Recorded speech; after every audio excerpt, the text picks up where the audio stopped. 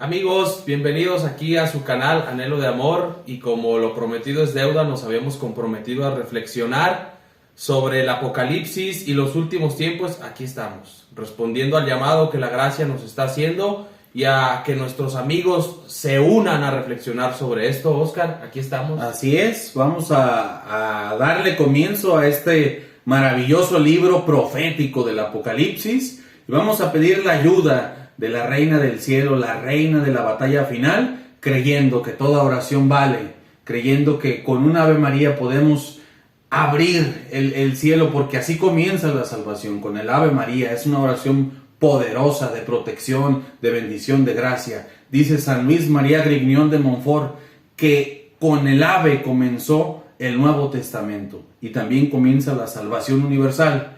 El alma que quiera salvarse debe comenzar también con el Ave. Dios te salve María, llena eres de gracia, el Señor es contigo, bendita eres entre todas las mujeres, bendito es el fruto de tu vientre Jesús. Santa María, Madre de Dios, ruega por nosotros pecadores, ahora y en la hora de nuestra muerte. Amén. En el nombre del Padre, el Hijo, el Espíritu Santo. Amén. Bien amigos, pues comenzamos. ¿Qué es este libro del Apocalipsis? ¿De qué nos habla? Por ahí habíamos dicho en la introducción que ya se habla incluso en ambientes seculares de un tema apocalíptico, un tema de últimos tiempos, ya se menciona. Bueno, pues vamos a conocer el Apocalipsis, vamos a ir a él, a adentrarnos. Y vamos a darle lectura a Humberto, capítulo 1, versículo 1. Del Apocalipsis. Les invitamos a que abran sus Biblias, la Sagrada Escritura. Dice así: revelación de Jesucristo. Se la concedió Dios para manifestar a sus siervos lo que ha de suceder pronto, y envió a su ángel para dársela a conocer a su siervo Juan, el cual ha atestiguado la palabra de Dios y el testimonio de Jesucristo, todo lo que vio. Dichoso el que lea y los que escuchen las palabras de esta profecía y guarden lo escrito en ella, porque el tiempo está cerca. Así arranca el Apocalipsis. Una profecía, una visión. Entonces, ¿qué significa la palabra Apocalipsis? ¿No? Significa la revelación. ¿Quién revela? Es Cristo resucitado, que hace una revelación. Cristo resucitado.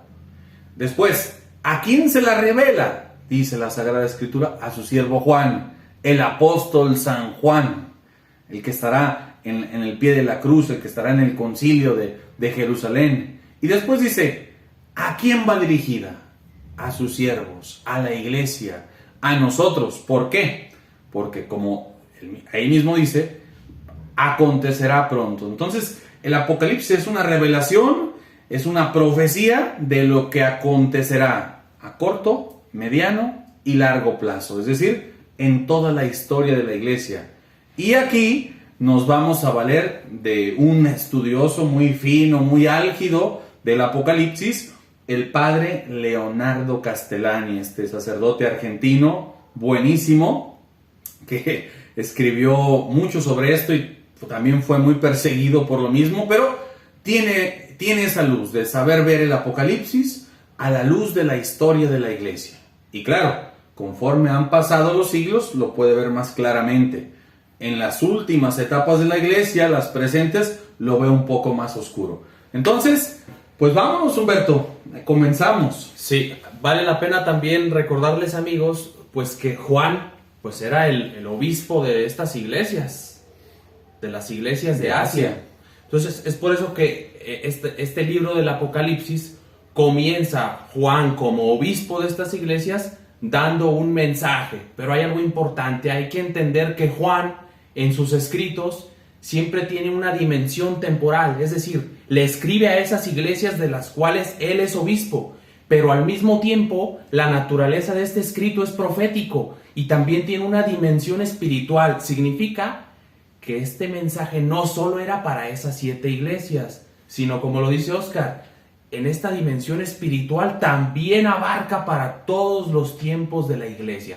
significa que también para el hoy. Por eso dirá San Agustín, el Apocalipsis es hasta la parucía, ¿no? Nos habla de desde donde estamos hasta la parucía, hasta el fin del mundo, ¿no? Y el término 7, ¿no? Son 7 cartas, que significan 7 iglesias.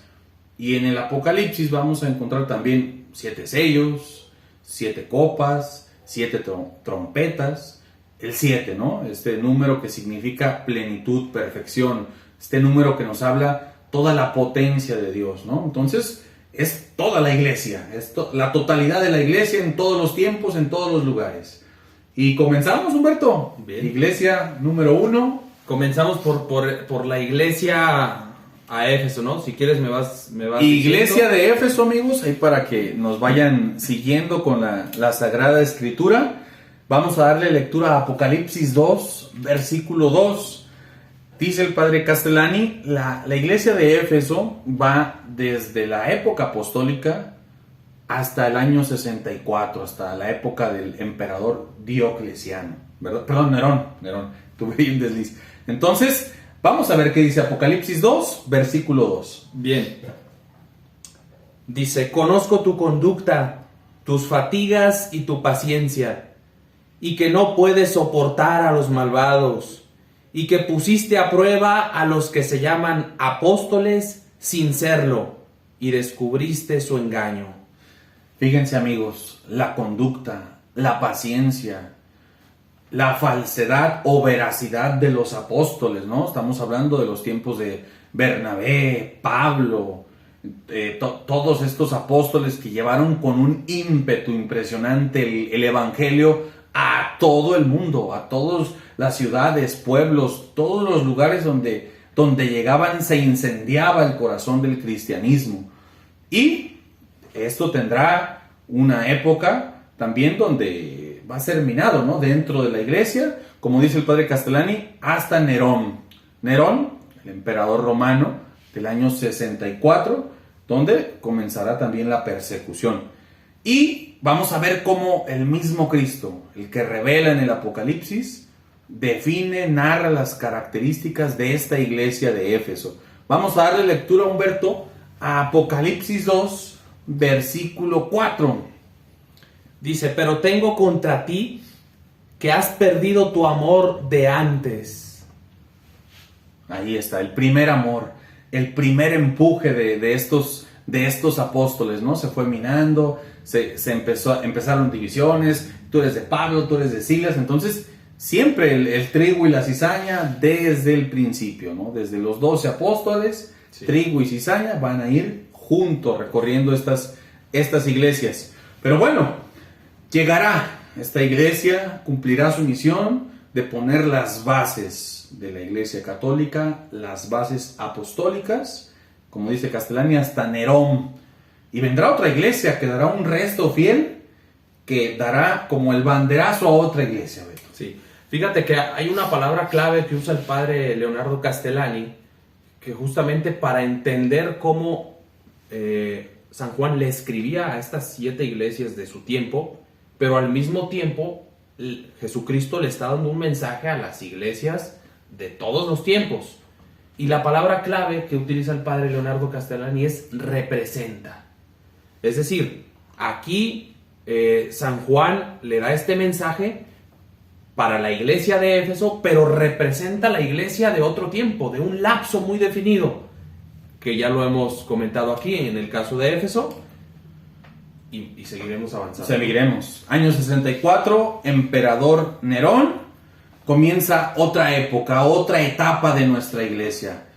Será la segunda carta del Apocalipsis, la carta a la iglesia de Esmirna, ¿no? Esmirna, que en término griego significa la mirra, el sufrimiento, era con lo que se curaban también las heridas. Entonces, vamos a ver cómo el Espíritu define la iglesia de la época de Esmirna, que va desde Nerón hasta Diocleciano. Diocleciano, año 311 después de Cristo. Entonces, básicamente son 3 siglos. ¿Cómo la definen, Beto? Apocalipsis 2, versículo 9 al 10. Dice, conozco tu tribulación y tu pobreza, aunque eres rico, y las calumnias de los que se llaman judíos sin serlo, y son en realidad una sinagoga de Satanás. No temas por lo que vas a sufrir. El diablo va a meter a algunos de vosotros en la cárcel para que seáis tentados, y sufriréis una tribulación de 10 días. Fíjense. Mantente fiel hasta el final. Mantente fiel hasta la muerte y te daré la corona de la vida. Fíjense, amigos, ahí está, ya me andaba adelantando. Qué curioso que diga, vas a tener una tribulación de 10 días. Algunos de ustedes los van a meter a la cárcel 10 días. Y dice el padre Castellani, lógico que no está hablando literalmente que 10 días van a meter a algunos. Hay un significado ahí. Vamos a la historia, vamos a revisar la historia. A todos los que les gusta la historia, las persecuciones romanas, las grandes persecuciones que sufrieron los primeros cristianos bajo el imperio romano, allá en el circo romano, en el Coliseo. ¿Cuántas fueron? 10. Bajo los 10 emperadores romanos. Vamos a nombrarlos nada más, para quien le guste la historia, profundiza sobre ellos. ¿Cuáles son las 10 grandes persecuciones romanas? Denominadas así por el nombre de cada emperador, ¿no? Entonces, fueron Nerón, Domiciano, Trajano, Marco Aurelio, Septimio Severo, Maximiano, Decio, Valeriano, Aureliano y Diocleciano. Ahí termina Esmirna. Fíjate, Humberto, ¿qué decir de esta casualidad? Pues es Dios hablando a la iglesia de los tiempos, ¿no? Podríamos limitarnos a decir, bueno, Juan le estaba escribiendo a la iglesia de Esmirna, van a sufrir, van a padecer, van a ser perseguidos, pero entendiéndolo a la luz de la naturaleza del Apocalipsis, que es un escrito sobre lo que vendrá, ya, el Señor nos estaba preparando y preparando. Vienen estas 10 persecuciones y animando, sé fiel hasta la muerte y te daré la corona de la vida, ¿no? Animando, sean fieles. Esta es otra característica muy hermosa que está en el Apocalipsis. Siempre hay un premio. Es decir, el Señor le habla a esa iglesia y le dice, te conozco, eres así. Le llama a algo a la conversión, le reprocha, porque siempre hay algún llamado que el Señor nos quiere hacer para convertirnos. Y finalmente, una promesa. Si perseveras, te concedo esto. En este caso, mantente fiel hasta la muerte y te daré la corona de la vida. Precioso, precioso. Pero esas promesas llegarán hasta la iglesia de nuestros días, la iglesia de los últimos tiempos, ya lo veremos. Pasamos a la última cita de esta iglesia. Apocalipsis 2, versículo 11. El que tenga oídos, oiga lo que el Espíritu dice a las iglesias. El vencedor no sufrirá daño de la segunda muerte.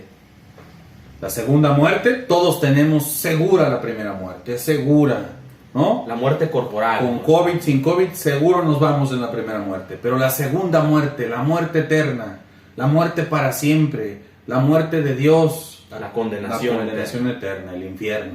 A eso se refiere. Sean fuertes, no tengan miedo a esta primera muerte porque están evitando la segunda. Les daré la corona de la vida eterna, contrario a la segunda muerte, la muerte eterna. Bien, siguen los siglos, siguen las épocas y llega otra iglesia, la iglesia de Pérgamo, ¿no? Pérgamo, el nombre nos habla ya de los pergaminos, ¿no?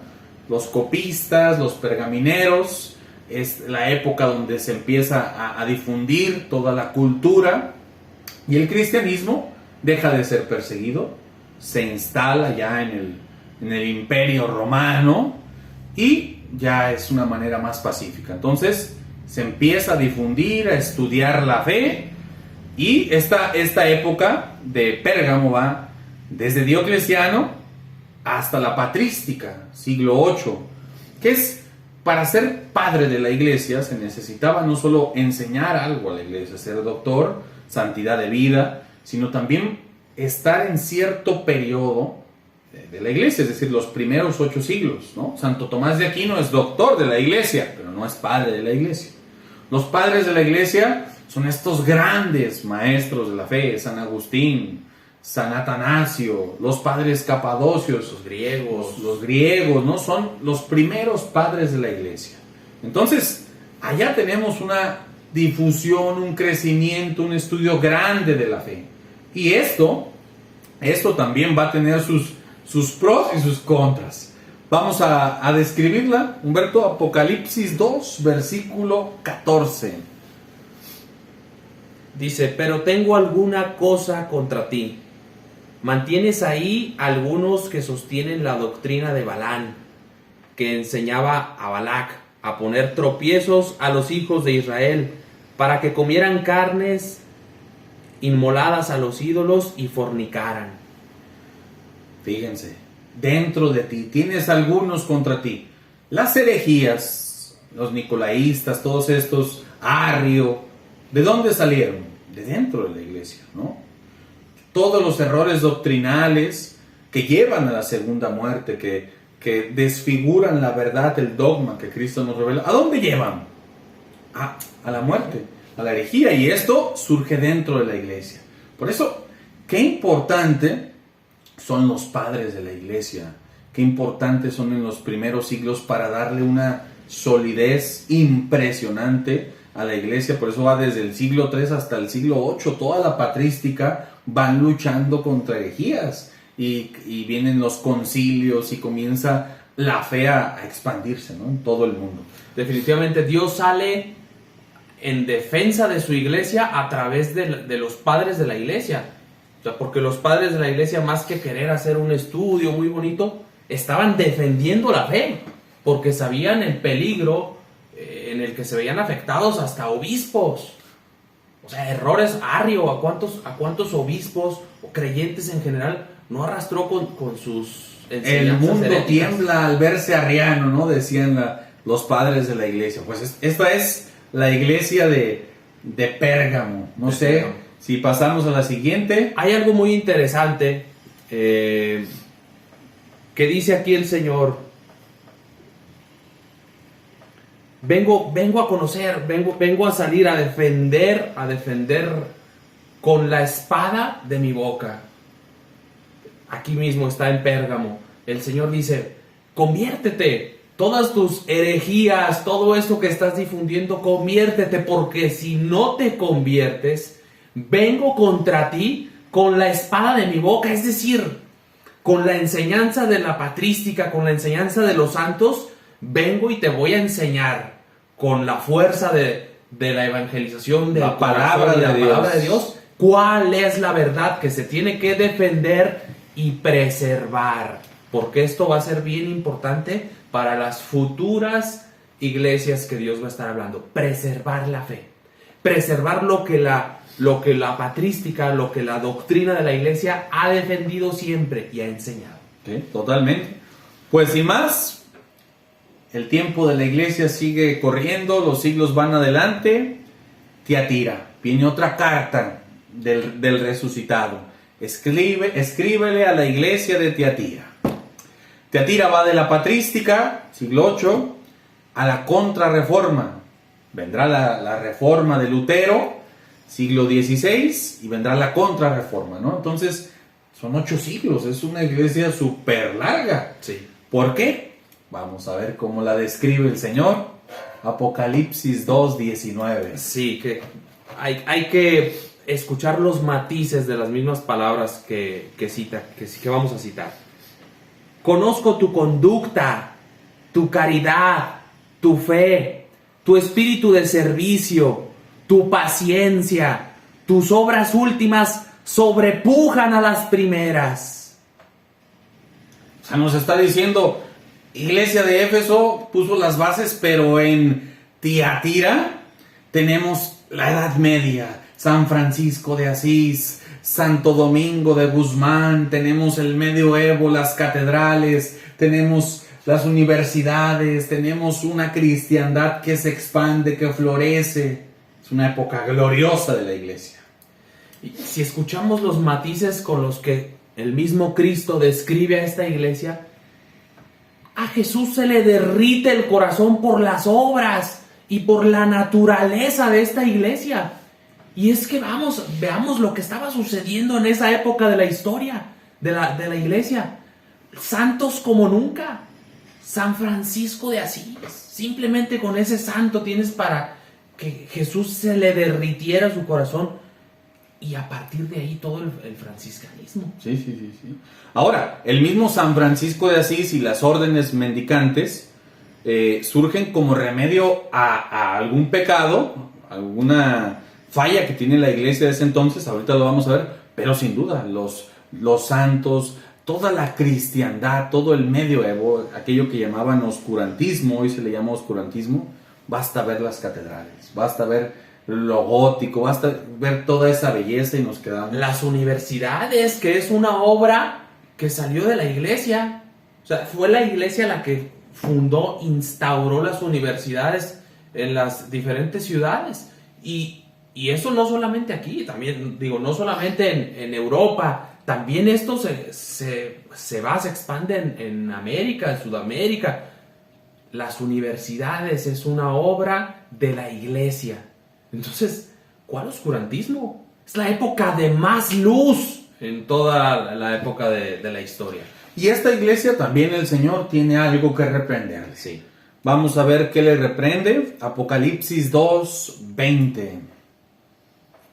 Pero tengo contra ti que toleras a Jezabel, esa mujer que se llama profetisa y está enseñando y engañando a mis siervos para que forniquen y coman carne inmolada de los ídolos. Jezabel, ¿no? Esta figura del Antiguo Testamento que nos habla de la mezcla del poder, porque dice Jesús, mis siervos, los papas, los obispos de la Edad Media, pues también hubo cosas que a Cristo no le gustó. El Césaropapismo y papo-cesarismo. Estas herejías en las cuales el rey era visto como un dios, una realidad espiritual que se le obedecía. Y el papa se inmiscuía en temas de Estado, entonces las famosas dos espadas, la del espíritu y la del Estado, ¿no? Entonces el papa se inmiscuía en investiduras, en nombramiento de reyes, de principados. Estas cosas le desagradaban sobremanera a esta iglesia de este tiempo y lo muestra aquí. Sí, ahí viene diciendo Jesús que esto no está bien. Tengo contra ti, iglesia de Tiatira, esto.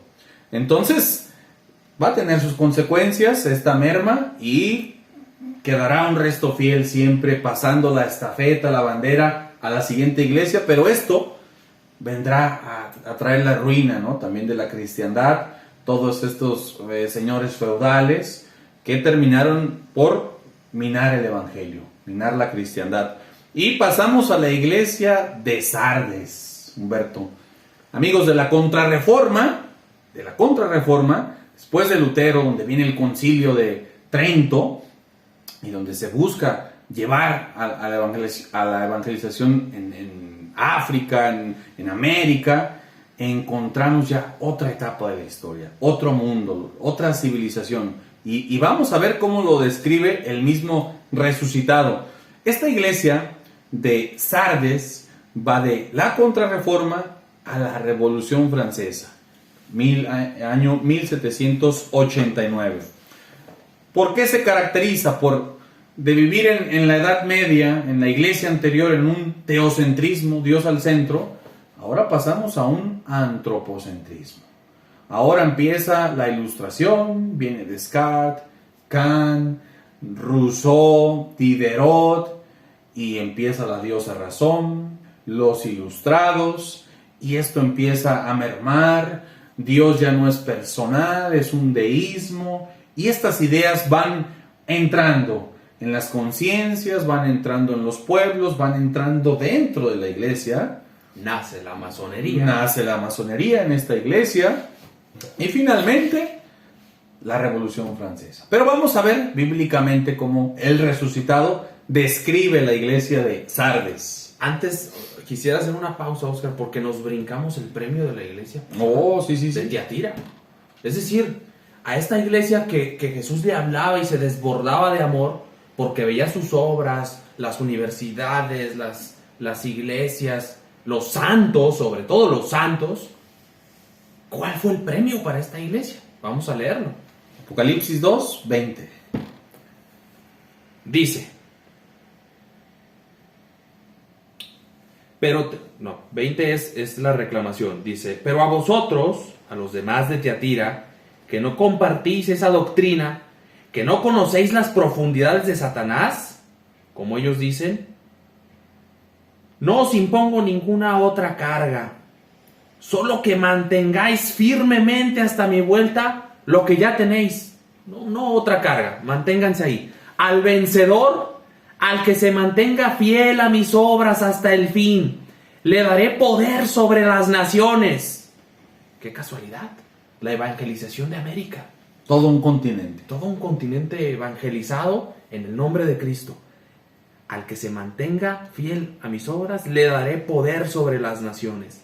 Las regirá con cetro de hierro, como se quebrantan las piezas de arcilla. Y también, yo también lo he recibido de mi Padre. Y le daré el lucero de la mañana. El que tenga oídos, oiga lo que el Espíritu dice a las iglesias. Les daré el lucero de la mañana. ¿Quién es el lucero de la mañana? Estamos terminando la Contrarreforma, siglo XVI, lucero de la mañana. Le voy a dar este premio a esta iglesia.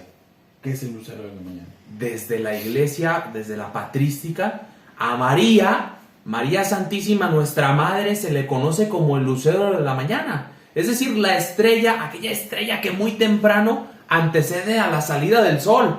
La estrella de la mañana es María, que viene a evangelizar y a mostrarnos a su Hijo, la Madre del verdadero Dios por quien se vive, quien nos trajo a su Hijo, a Jesús. Entonces la estrella de la mañana es María. Sí. Bíblicamente así la conocemos. La va a mostrar al mundo finalmente. Y aquí voy a acuñar a un profeta, San Luis María Grignion de Montfort. Ya pertenece él a la iglesia de Sardes. Ya pertenece a la víspera de la Revolución Francesa. Y este profeta de Sardes, este santo San Luis María de Montfort, ¿qué va a hacer? Va a hablar de un siglo de María. Va a venir una época donde María se va a hacer presente en el mundo como nunca antes en la historia. Veámoslo. Las iglesias anteriores no había aparecido. Y a partir de ahí, María va a empezar a hacerse presente como nunca antes en la historia. Valdría la pena hacer un programa después sobre todas las apariciones marianas. Los últimos 180 años. Porque esta estrella de la mañana, María hablando y anunciando a Jesús, es el premio que nos dejó la iglesia de Tiatira. Estamos en deuda espiritual con esta iglesia, que por sus obras, por su santidad, por cómo amaban a Dios, Dios en agradecimiento le da la estrella de la mañana, María. Y viene esa época de bisagra, Sardes, y finalmente en Filadelfia será la época de la estrella de la mañana, de María. Sardes, un poquito vamos a definirlo rápidamente y pasamos a Filadelfia. Apocalipsis 3:1. ¿Quién es Sardes? Al ángel de la iglesia de Sardes escribe: esto dice el que tiene los 7 espíritus de Dios y las 7 estrellas. Conozco tu conducta, tienes nombre como de quien vive, pero estás muerto. Libertad, igualdad, fraternidad. Son palabras vacías. Es deísmo, es falta de espíritu, es falta de profundidad espiritual lo que surge en la ilustración. Parecen vivos, parecen sociedades democráticas, pero, dice Jesús, están muertos. Pones al centro de todo al hombre y a Dios lo olvidas. Decía Brad Alberto, cuando Dios está en primer lugar, todo lo demás está en su lugar, porque ahí está, en primer lugar, el que tiene que estar en primer lugar. La iglesia de Sardes, que a partir de la Revolución Francesa se olvidó de esto, pone al centro de todo al hombre. Y estas ideas se encarnan, no son palabritas, pensamientos que van allá flotando. Las ideas se encarnan, tienen una encarnación social. Y vendrá la Revolución Francesa. Vamos a verlo, Apocalipsis 3, versículo 3. Acuérdate, por tanto, de cómo recibiste y oíste mi palabra. Guárdala y arrepiéntete, porque si no estás en vela, vendré como ladrón y no sabrás a qué hora vendré sobre ti. No sabrás a qué hora se te quitará todo esto. Y Jesús insistió. Se aparece a Santa Margarita María Lacoque, 1689. Pide que se consagre Francia a su corazón, a su sagrado corazón. Los reyes lo ignoran, 3 reyes lo ignoran. Un siglo después, 100 años después, 1789, estalla la Revolución Francesa. Que también fue una persecución sangrienta contra sacerdotes, religiosas. No solamente fue matar a reyes, no solamente fue matar aquello que significaba una autoridad, era una anarquía. Todo lo que signifique una jerarquía, una autoridad, lo matamos. Tantito más, si el Papa se pone de modo. Era una insurrección total, ¿no? Contra toda autoridad intelectual, moral, espiritual. Esto fue la Revolución Francesa. Estas son las bases para la modernidad. Pero, ¿cómo finaliza, amigos, esta iglesia? Apocalipsis 3, versículo 5. El vencedor será así revestido de blancas vestiduras, y no borraré su nombre del libro de la vida, sino que me declararé por él delante de mi Padre y de sus ángeles. El que tenga oídos, oiga lo que el Espíritu dice a las iglesias. Hermoso. Y con esas palabras entramos a nuestra iglesia. La iglesia de Filadelfia, que va de la Revolución Francesa a la venida del anticristo, de lo que San Pablo en la carta de los tesalonicenses llama como el hombre de pecado, el hijo del impío, de la iniquidad, ¿no? El anticristo. Que ha habido varios antitipos en la historia, ¿no? Hitler, Lenin, todos estos, pero hay una persona concreta que se va a manifestar en esta iglesia de Filadelfia. Entonces estamos allá de la Revolución Francesa al anticristo. Tenemos esta época y es nuestra iglesia. Vamos a verlo, Apocalipsis 3, 8, ¿cómo lo describe? Dice, conozco tu conducta. Mira que he abierto ante ti una puerta que nadie puede cerrar. Porque, aunque tienes poco poder, has guardado mi palabra y no has renegado de mi nombre. Aquí la iglesia pierde poder en esta iglesia. En la modernidad dicen Dios ha muerto. La iglesia va a las sacristías. De ahí no sale, viene el laicismo, el marxismo, el ateísmo. Y es una minoría la iglesia. Tienes poco poder.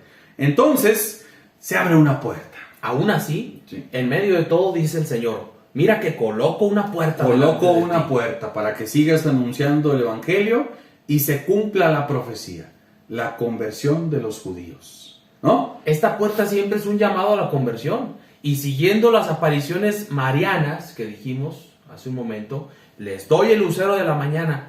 ¿Cuál ha sido el mensaje recurrente, el común denominador de María en todas estas apariciones? Arrepiéntanse. Conviértanse. Es momento ya. Vuelvan a Dios. Vuelvan Ya a Dios. llegó la época del combate final. Beto, ya para finalizar y cerrar, le damos lectura a Apocalipsis 3:10 y finalizamos la última iglesia. Ya que has guardado mi recomendación de ser paciente, también yo te guardaré de la hora de la prueba que va a venir sobre el mundo entero para probar a los habitantes de la tierra. Una prueba que va a venir sobre el mundo entero.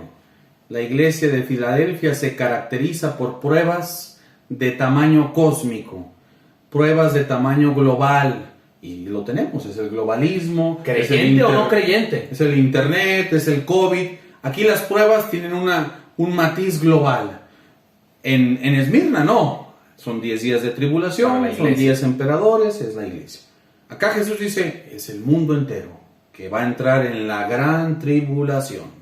Entonces, allá es donde estamos ahora, ¿no? Ya entraremos con más detalles lo que estamos viviendo, pero sí sabemos que la tribulación es de manera global, ¿no? Son eventos globales, naturales y sobrenaturales. Y finalizamos, la última iglesia, la que va de la Odisea del Anticristo al juicio final, ¿no? A la parucía, que va a venir para reinar, que va a instaurar su reino y después vendrá para juzgar a vivos y muertos. Algunos colocan la parucía para vencer al anticristo e instaurar el reino. Benedicto XVI y San Bernardo de Claraval colocan la parucía al final, como dice el credo, ¿no? Vendrá para juzgar a vivos y muertos. Se acabó el tiempo y comienza la eternidad. Pero antes colocan una venida intermedia, espiritual, para instaurar el reino eucarístico, el reino de la divina voluntad, el triunfo de María. Esta iglesia se define Apocalipsis 3:15. Conozco tu conducta, no eres ni frío ni caliente. Ojalá fueras frío o caliente. Ahora bien, puesto que eres tibio y no frío ni caliente, voy a vomitarte de mi boca. ¿Hasta dónde? ¿Sigo? ¿17? 17. Tú dices, soy rico, me he enriquecido, nada me falta. Y no te das cuenta de que eres un desgraciado, digno de compasión, pobre, ciego y desnudo. Esta es la iglesia, la última iglesia, ¿no? A quien Jesús después corregirá. Apocalipsis 3:19, ¿no? Le dirá que la ama. Son míos, aunque cayeron en un enfriamiento. Beto, pues estas son las 7 iglesias, amigos, del Apocalipsis, las 7 épocas. Hemos dicho, estamos en Filadelfia y los signos son claros. La Virgen tiene 180 años apareciendo, la iglesia aprobando sus mensajes y ella hablando claramente de que es esa puerta que Dios puso. Esa puerta que Dios puso. Ahí está. Siguiente programa, Humberto. Entonces, ¿vamos a los sellos del Apocalipsis o vamos? Lo merece la estrella de la mañana, porque no podemos omitir o hacer oídos sordos a lo que la emisora celeste, es decir, esta enviada de Dios, viene a decirnos, porque sus mensajes son importantes, son actuales y son sobre todo de preparación. Muy bien, pues los esperamos, amigos. Ayúdenos por ahí con el like y a suscribirse al canal. A compartir, amigos. Gracias, Dios les bendiga.